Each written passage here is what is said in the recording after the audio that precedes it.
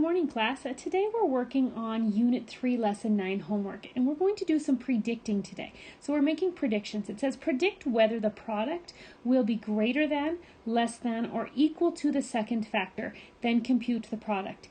When you make your predictions, you're not going to get anything wrong with the predictions part. This is you making your best educated guess. And when we're talking about predictions, remember, we've made predictions before, we've made comparisons before.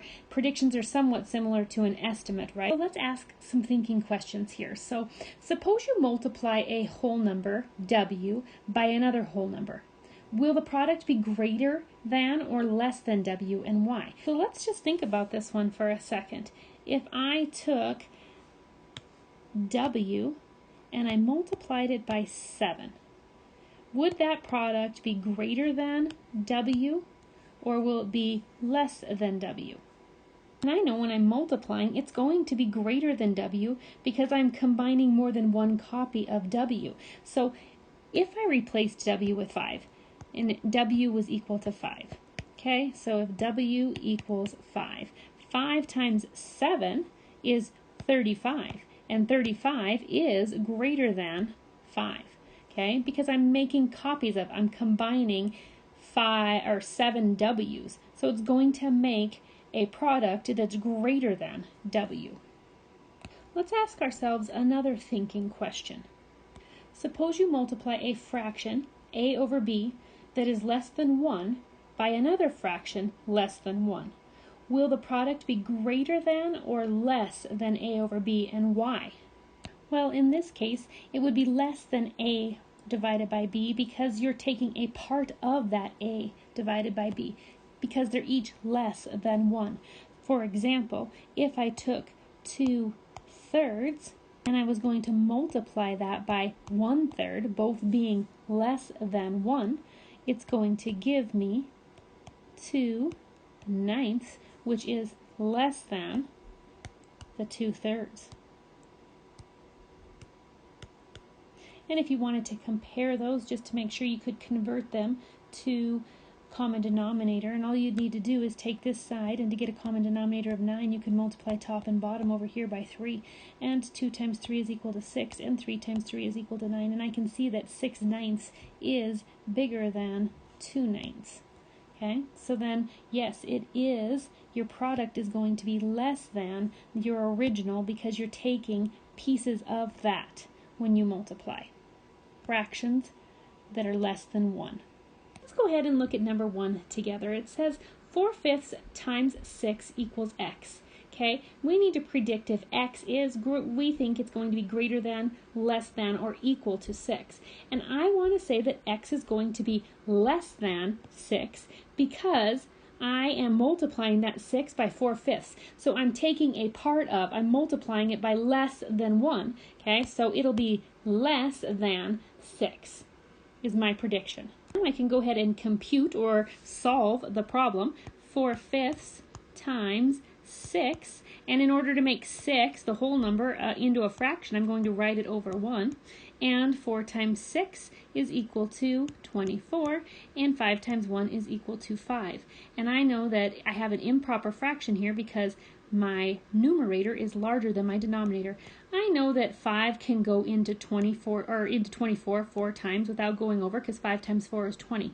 And I'm left with a remainder of 4 over 5. So my answer is 4 and 4/5. And I can look up and see that my prediction was correct. 4 and 4/5 is less than 6. All right, we're going to go ahead and look at number 2. Number 2 says 1 and 1/9 times 6 is equal to x. And I need to predict whether the x is going to be greater than, less than, or equal to 6. And in this case, I am multiplying 6 by a number that's 1 and 1/9. So it's greater than 1. So I predict that x is going to be greater than 6 because I'm multiplying it by a mixed number, 1 and 1/9.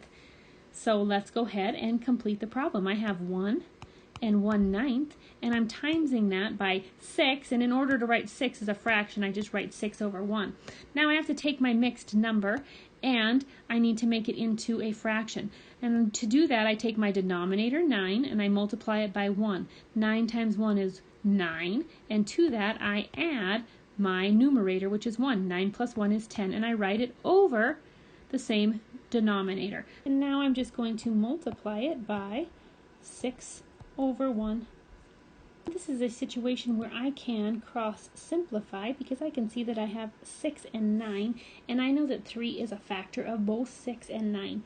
I know that 3 can go into 6 2 times, and I know that 3 can go into 9 3 times. So now I can multiply straight across. 10 times 2 is equal to 20, and 3 times 1 is equal to 3. And now I know that I have an improper fraction, and my numerator is larger than my denominator. So I need to ask myself, how many times can 3 go into 20 without going over? And 3 can go into 20 6 times, because 6 times 3 is 18. And so 18, so I have my 20, and I minus 18, which leaves me with a leftover amount of 2, and I write that over my original denominator here, which is 3. So 6 and 2/3 is going to be your answer. And so when you go up top and you write in your 6 and 2/3, you can see that your prediction was correct because 6 and 2/3 is greater than 6. Go ahead and practice another one together. Number 3, we have 10 tenths, which remember, 10 tenths, any number you have, the numerator and the denominator are the same number, it's equal to 1, times 6, okay? So, and it equals x, and we need to make a prediction. Is 10 tenths times 6 going to be greater than, less than, or equal to 6? Well, anytime we have a fraction that has the same number in it as a numerator and a denominator, we know that that's equal to 1. And we know that anytime we multiply a number by 1, it's just going to be that number. So I'm going to predict that it's going to be equal to 6. Greater than, nor less than. All right, let's go ahead and solve. 10 over 10 times 6. And we write 6 as a fraction by writing 6 over 1. Okay, 10 times 6 is equal to 60, and 10 times 1 is equal to 10. And I can see that I have an improper fraction, 60 over 10, and I know that 10 can go into 60 6 times because 10 times 6 is 60. So the answer is 6, and I can see my prediction was correct, and it is equal. X is equal to 6. And that's simply because I'm multiplying by 1. For 10 is equal to 1. I'm going to have you complete the last 5 problems on your own. Practice making those predictions. Remember, if you're multiplying, thinking about if you're multiplying by less than 1 or if you're multiplying by 1 or more. Think about what that's going to mean when you make predictions. All right, when you're finished, please take a picture of your work, upload it in Teams, and turn it in. Thank you.